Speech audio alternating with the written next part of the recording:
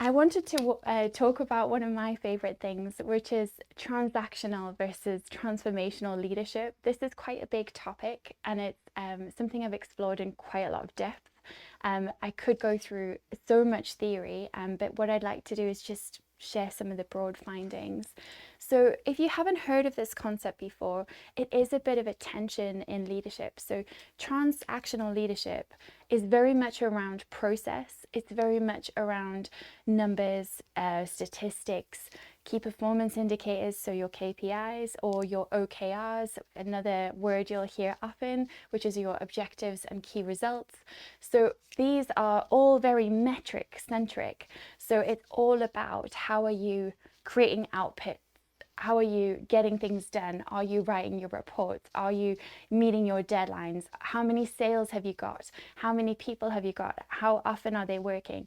And then at the same time, you've also, if you match that, you're looking at things like in the news at the moment, we look at things such as people being pressured to go back into the office after working from home because we're thinking about the space that we have as organizations and the desks that are sitting empty.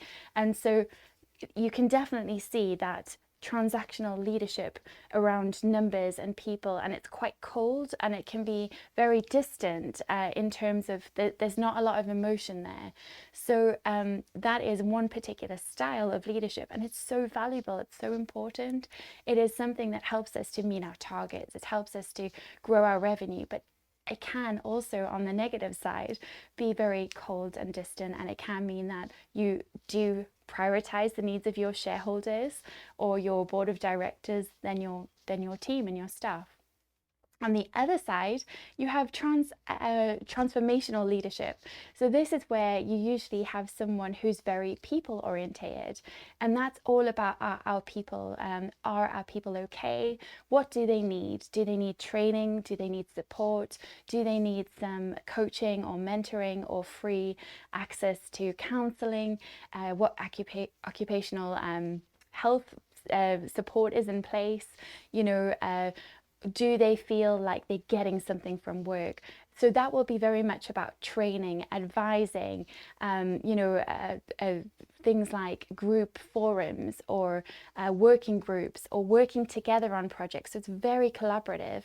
And actually, when I first heard these two words, it made me think, well, they seem so different, so polar opposite. And actually, it really resonated with me because it made me think of the leaders that I had looked up to, where you had this amazing deputy and this amazing director who were so different, but actually it was their blend of leadership that got them the results. And so this got me thinking, could you have a mixture of transactional and transformational leadership? Is that the answer to organizational change? Is that how we cope as leaders with difficult circumstances? And so it's something that I started to research in assignments, but also in my own reading. And I came across some really interesting theories that already were out there, but all contributed to this. So one of the theories around that is theory E and theory O. So that's De Beer and Noria. So that is very much around the E part is the transformational leader, the people person, and the O part is back to that process orientated person. And then I also found this again looking at McGregor's theory of motivation. So if you've heard of the carrot and the stick before, you've got the carrot is, the intrinsic rewards. So it's things like what are the things that are going to make that person feel special? Is it a certificate? Is it, accreditation? Is it a promotion? Is it some kind of self-actualization need? Is it something about belonging, feeling safe? Is it team nights out? It's all of that kind of motivation. On the other side, though, we have the extrinsic rewards, which are much more around, your money, extra titles, status, promotions. And so there is again this tension between all of these things. And as I was doing this research, I was finding that there is always this tension between the transactional and the transformational. And so what I started to find is actually hybrid leadership was really a key a key answer, and it was something that was this blend. But the challenge is we all have unique personalities, we all have unique skills and experience and training and backgrounds. Every organization is unique. You have pre-existing teams.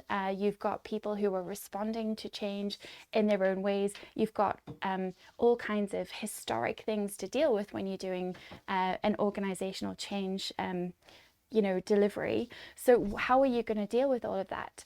And what I did was I actually spoke to over 100 staff to get their thoughts on a large scale change experience that was happening.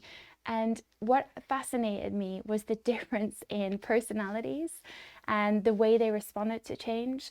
So again, if you're listening and you're watching, please do leave in the comments any funny things that have happened for you around change. But one of the things that I was really surprised at is how such small things can have such an impact on people.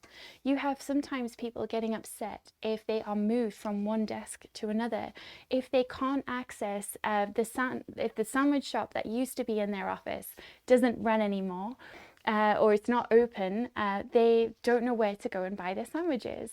It could be something like working with a particular favorite manager for a series of years, and then that manager leaves, and actually that whole team might leave because they felt so safe and supported by that person, and they don't like the new person. So there are so many things that people feel and experience with change, and it's really interesting to look at what worries one person might not be the same as another.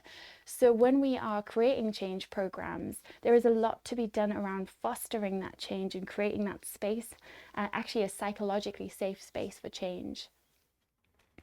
One of the things I noticed around transformational and transactional leadership is it's not a new idea. In fact, the idea of a hybrid leader is not a new idea. So if we think of something like Aristotle, is a very well-known and a famed philosopher from centuries back. And if we think of Aristotle, he wrote his theory of rhetoric, and it's something that I use a lot when I'm training people and doing communication skills. And with Aristotle's theory of rhetoric, he talked about logos, pathos, and ethos, which is all around different ways you can communicate with people. So if you communicate with people and you are sharing your insights and you have stats and facts and references, then you will appeal to the logos, the logical side. And if you have an audience of people who are listening, you are going to reach them because they are the ones who maybe need that transactional approach, who need the facts and the stats, the processes. So if you are leading a change initiative, you need to be able to say, well, this is what we're doing, this is why we're doing it, this is what it will cost, this is the impact it will have to your day-to-day. So for that type of learner or a staff member, you actually need to be able to give them a very clear overview of your plan, how you've come to it, but how it's going to affect their work. They want to know about the bottom line, how it's going to affect customers, but very much from a viewpoint of how much will this affect our efficiency. You also have your pathos, where you will have your credibility, your, what is it that makes you credible, that someone will listen to you. So sure, we can all be leaders. We can be leaders in our own individual lives and in our organizations, but sometimes that can be about your positional power, or it might be that sometimes in an organization, particularly if you are leading a change initiative, you might need a project sponsor, so someone who's very senior at the top who will lead that program, but also you might need a working group or some kind of structure that people can understand, so they can see that this is well governed, there's rules and things around it, and there's credibility. And also with that, you'll have your authenticity and your trust, which is very important. And then you have your ethos, which is all around the ethics and the values. And do people want to be involved in that? Do they want to come on the journey? So if you look at Aristotle's theory of rhetoric, actually, hybrid leadership is not a new thing. It might be a buzzword that we might use now, and talking about hybrid ways of working, hybrid ways of managing change, hybrid ways of running things. But actually, it's not new. It's something that we have been doing for a long time. we're just adapting our language and our words. And you see this with a lot of leadership terms and words that you'll use in your MBA. One of the ones that struck me when I was doing my MBA was actually innovation. So we spoke a lot about innovation. We spoke a lot about, things like the glass bottle, the open door innovation, closed door innovation, and actually looking at innovation and innovation history and theory.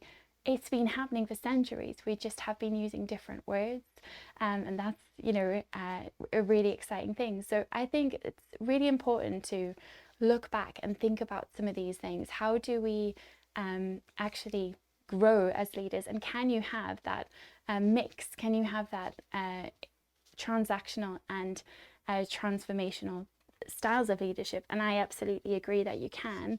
One of the things that I've learned personally is that there are certain things I'm not good at.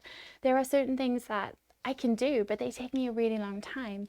So actually, by working with other people who are really good at those things, I can be better at what I do, and that can help me to produce more and get more done.